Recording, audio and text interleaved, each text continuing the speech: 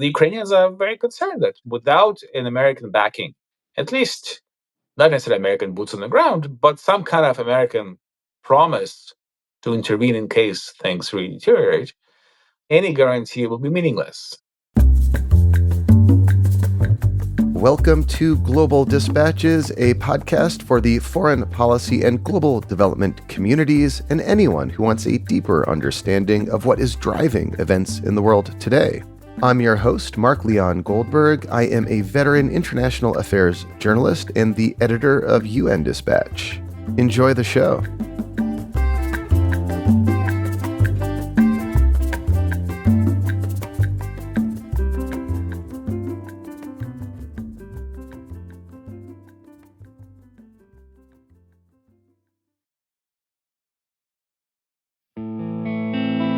On February 3rd, Donald Trump appointed retired General Keith Kellogg as his special envoy for Ukraine and Russia, making him the point person leading an effort to craft a much-anticipated peace plan for Ukraine. To that end, there's been a flurry of activity ahead of the Munich Security Conference, where elements of this plan may become clearer. But can a peace deal actually come together in a way that upholds Ukraine's determination to exist as an independent state, free from Russia's yoke? And does Russia have any incentive to relent, given its slow but steady progress on the battlefield? Joining me to discuss these questions and many more is Yaroslav Trofimov, a Ukrainian-born journalist and the chief foreign affairs correspondent for the Wall Street Journal. His book, Our Enemies Will Vanish, published last year, tells the story of Russia's invasion of Ukraine and Ukrainians' determined efforts to push back. His new book, No Country for Love, is a work of historical fiction set in Ukraine in the 1930s. In this conversation, you will hear directly from one of the best journalists covering Ukraine today as he shares insights on the current state of the conflict, Zelenskyy's domestic political challenges, and whether or not Trump's peace plan is for real.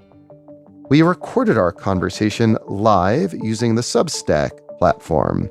You can subscribe to the Global Dispatches Substack via globaldispatches.org. I hope you will consider getting a paid subscription to Global Dispatches. You can do so either directly on globaldispatches.org, or if you're listening in Apple Podcasts, you can get a subscription with just a few taps of your finger directly in the app. Honestly, we need all the help we can get, so thank you. Now here is my conversation with Yaroslav Trofimov of the Wall Street Journal.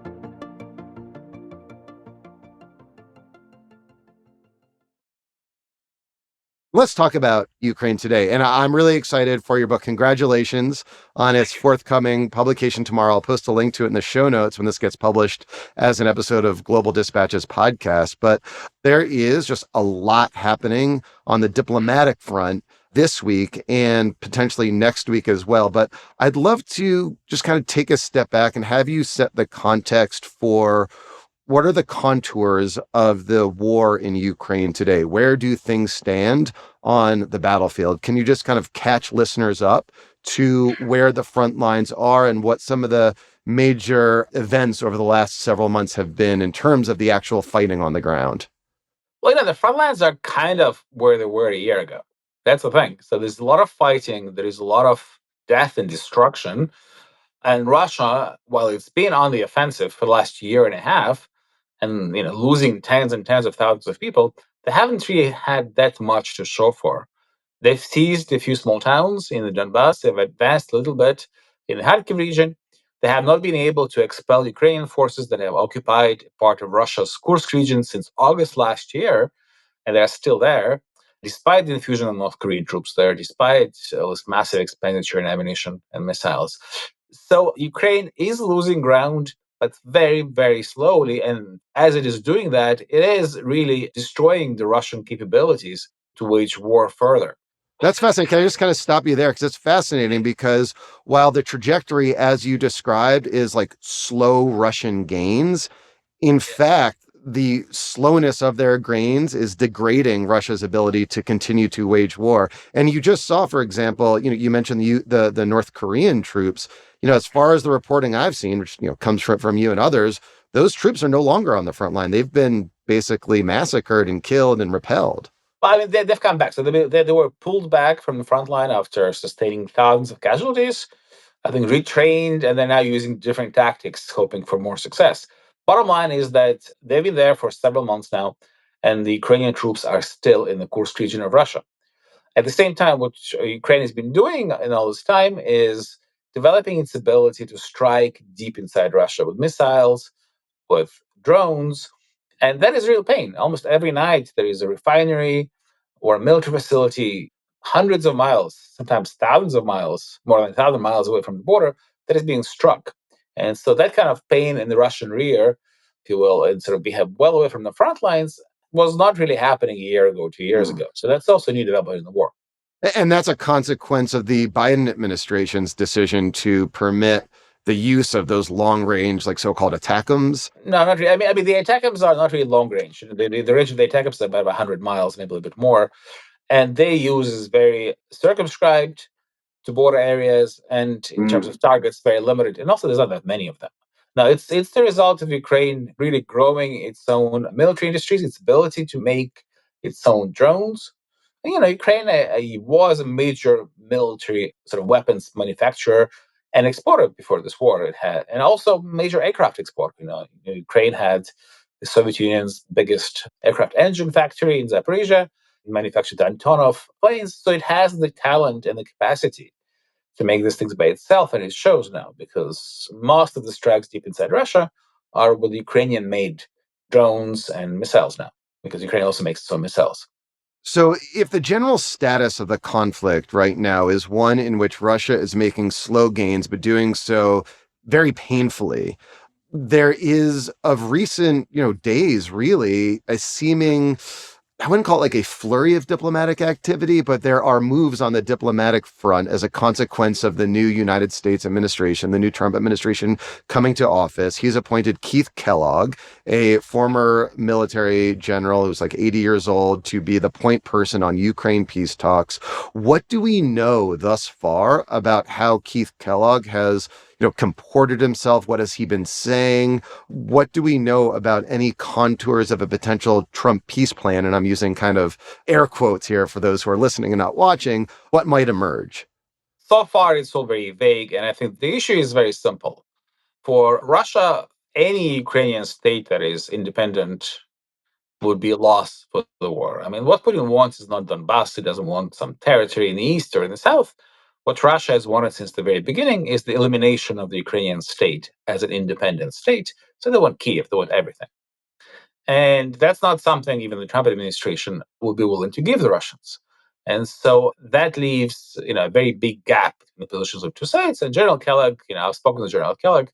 He knows Ukraine. He understands Ukraine. His daughter works in Ukraine with an NGO.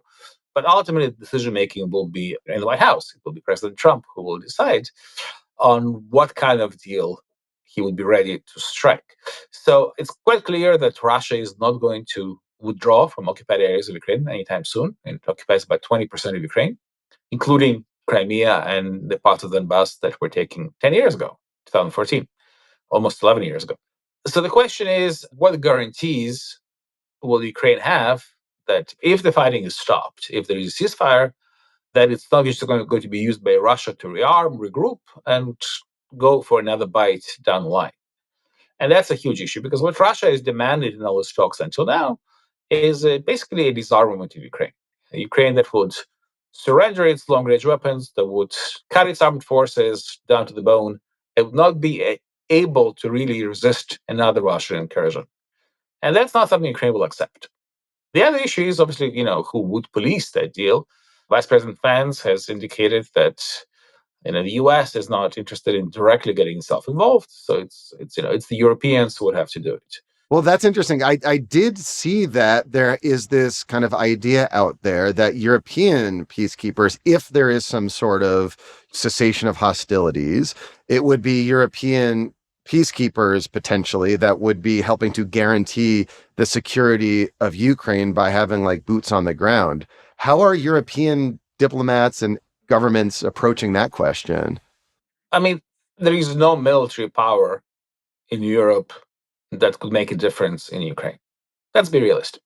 If Ukraine were a member of NATO today, it would have the second, maybe the third largest military force, and certainly the only one that has been tested in combat. Ukraine has 1 million soldiers and Marines and sailors in its armed forces. The size of the British Army is about 80,000, maybe less. So none of those countries really has the capacity to field anything other than a tripwire to those areas. And the tripwire is kind of pointless if there is no US guarantee behind it, because who's going to extend a nuclear umbrella over all of this? And so the Ukrainians are very concerned that without an American backing, at least not necessarily American boots on the ground, but some kind of American promise to intervene in case things really deteriorate, any guarantee will be meaningless. And let's remember that the previous two agreements, Minsk 1 and Minsk 2, that supposedly ended the fighting in Ukraine in 2014, 2015, were guaranteed by France and Germany, but nothing came out of it. So this all seems to leave Zelenskyy in a really tough position right now. I mean, he has like a very fraught relationship with Donald Trump. Vladimir Putin just like wants to kill him. So he seems to like be in a very tough position if Trump tries to like impose a peace deal, which might happen. Like, what are the conversations in Kyiv right now about how Zelenskyy may navigate that? Well, look, I mean, if you are losing territory, which Ukraine is right now, you're kind of interested in stopping the fighting, right? Because the dynamic of the war is going against you right now. So Ukraine is not against ending the war, against stopping the fighting. Question is what next? And I think the level of casualties is very high. The level of fatigue in Ukraine is very high. It's been 3 years of war. There would be a degree of public support for Zelensky to freeze the conflict, as long as it doesn't mean that it's just a pause before an even bigger war in which Ukraine would be defenseless. Mm-hmm. So the question of guarantees, the question of further military aid for Ukraine, the question of rebuilding the Ukrainian army, all of that is fundamental, more important actually than the territory.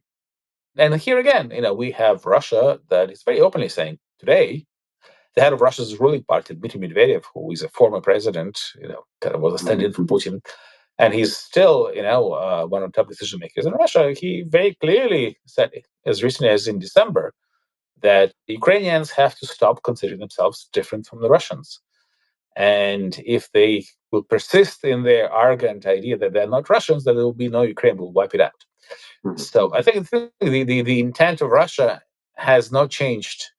And that's the big crux, because they would not accept any deal that ties their hands in the future. Well, I mean, how much trepidation is there in Kyiv right now that Trump will seek to impose a deal by threatening to withhold arms or future arms sales to Ukraine, while at the same time not offer that security guarantee that you describe as so central to Ukraine's future? I mean, there is trepidation. There is trepidation, obviously, but you know, Trump doesn't hold the keys to everything here. Remember what happened at the beginning when Russia invaded Ukraine 3 years ago? The Biden administration just stood aside and let them do it. They evacuated the embassy. They gave Ukraine no meaningful military assistance. I think Ukraine received 90 javelins against thousands and thousands of Russian tanks, armored vehicles. And it's only after Ukraine turned the tide on its own, with its own weapons, with its own soldiers, with very limited assistance in the first few months of the war, that the spigot was opened, and very reluctantly and with great delays, more and more sophisticated weapons started flowing from the US. So, the Ukrainians are not just going to roll over and surrender and kind of, sign away their country because President Trump tells them to. Yeah, I mean the will to fight obviously for their existence is still there, no matter the degree of U.S. support. It would seem, and that's something we've heard from the beginning. That's where history is very important, because I think people abroad don't really understand how tragic the Ukrainian history was and how central a role it plays in this conflict. Because it all started with President Putin writing a big historical essay 6 months before the full-scale invasion, saying, Ukraine is Russia. Ukrainians and Russians are one people. And the very first thing that Russians do when they occupy a Ukrainian town is that they bulldoze the monument to the victims of the famine of the 1930s, the Holodomor, and they say it never happened. And they glorify, the executioners of those times who were, murdering wholesale Ukrainian intellectuals whose memory was wiped out until Ukraine's independence. And so all that on the other side is also very well known by the new Ukrainian generation that rediscovered its history, that was taught what happened last time the Russians were in charge in, over the past 30 years, of independence. And I think that memory is really what motivates people to keep fighting and keep fighting. And let's just like plug your new novel once again, which tells the story that you just described, and presumably is part of an effort to keep that history, keep that memory alive. This novel is kind of like a prequel to the current events because I think it's really hard to understand the determination of Ukrainians despite all these odds. They're fighting a nuclear superpower that is several times larger, with much bigger resources. For 3 years, they refused to back down, losing, so many young people in their prime, having the cities destroyed, because they know that under Russian rule, it will be worse. If they surrender, there will be more death and more destruction, because that's what Ukrainian history tells them. So, can I ask you about Zelensky's political position right now? Now, there ought to be elections coming up. They probably won't be because Ukraine is still under a state of martial law and they're just not capable of carrying out free and fair elections. But his political position seems to be somewhat precarious right now. And he has a challenger in Zelenskyy, the general, the current ambassador to the United Kingdom, but someone who is a key general that Zelenskyy let go a couple of years ago. Like, what's the general sort of feeling towards Zelenskyy right now? How solid is his political position? And like, what portends for the future in terms of elections or not? Well, his term expired last year, but under Ukrainian law, you're not allowed to have elections during a war. And the state of emergency, it's not just been proclaimed, it's been renewed by parliament in a due parliamentary vote every 3 months. And let's remember, in the United Kingdom, one of the world's oldest democracies, also did not have any elections during World War II. Parliament just kept, prolonging its own mandate. And if you look at Ukrainian history during independence, Zelensky is the sixth president of Ukraine, and only one of the six was reelected to the second term. And Ukrainians don't really like to reelect incumbents usually.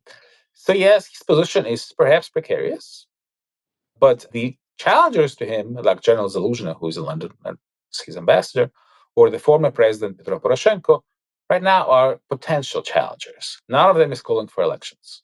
Actually, they all say no, we cannot have elections during a war. None of them is challenging Zelensky now, but there will be a campaign and a discussion after the war ends. And if you look again at the British example, Prime Minister Churchill lost an election after winning World War II. The thing in Ukraine is that Zelensky is really the face of Ukraine to people in the West because he's done such a good job speaking for Ukraine and explaining the Ukrainian fight. But people in Ukraine are not fighting for Zelensky. He just happens to be the president, but they're fighting for their independence. It's not a political fight; it's an existential war. Can I just shift gears a little bit and ask you about, the big kind of story that I've been following across the world is the impact of the US foreign aid freeze and the shuttering of USAID. And it's having reverberating consequences really like almost every corner of the globe, everywhere that US foreign policy touches. And of course, that includes Ukraine. How is this foreign aid freeze and the shuttering of USAID being felt in Ukraine right now? What impact is it having, if at all? Military aid is not being affected. So military aid is still flowing, so it doesn't have a direct impact on the fighting. It has an impact on things like war crimes investigations, for example, because they were funded through USAID and those people no longer have the funding. But the US is not the only country fighting Ukraine. The Europeans are providing more money to Ukraine than the US. And they are stepping in to fill some of these gaps. So that's interesting. Okay, so Europe is stepping in because Europe, as you said, was actually like a larger funder on the non-military side of things. Well, I think overall, actually, Europe Okay. right now overall is the larger funder than the U.S. on the non-military side, but also like in terms of actual money on the military side as well. So I can't ask you to like predict the future, but next week or later this week actually is the Munich Security Conference, and there is a lot of talk that it is in the context of the Munich Security Conference that the Trump administration will reveal its peace plan. And again, I'll use like air quotes here. What is the kind of the thinking going into this Munich Security Conference? What are you looking forward to? What are you looking towards? What's just kind of like the general, I guess, vibe around Ukraine and in diplomatic circles as we're headed into this potentially major announcement? Well, I don't know if there will be a peace plan in Ukraine, on Ukraine in Munich. Secretary Rubio is going there. Vice President Vance is going there for his, first meeting with the European leaders. Even before that, he'll meet some of them in Paris. And this is kind of the first acquaintance, I guess, of the new Trump team with the leadership of European NATO members. And President Zelenskyy will also be there. President Zelenskyy may after that come to Washington to meet President Trump. Who knows? Right now, every side is really keeping their cards very close to the chest. And I don't see any indication that a deal is imminent. But, you never know. Let me just plug your nonfiction book published last year. Absolutely. I loved it. It was the best documentation of the war in Ukraine that I have read. It just really enriched me. And I'm really looking forward to your novel as well. I don't read novels, but Yaroslav, I'll make an exception for you, sir. Well, it's a documentary novel. Everything that is not the actual life story of the main protagonist, which is sometimes fictionalized, everything else is very documentary and journalistic and documented. So if you want to learn about what really happened to Ukraine in the darkest decades of the 20th century, well, it's a very accessible way of doing it. And I'm trying to be very lively because it's a love story, it's a murder mystery, but you have all of that sauce around it. Well, good luck and congratulations. And thank you so much, Yaroslav. Thank you, Mark.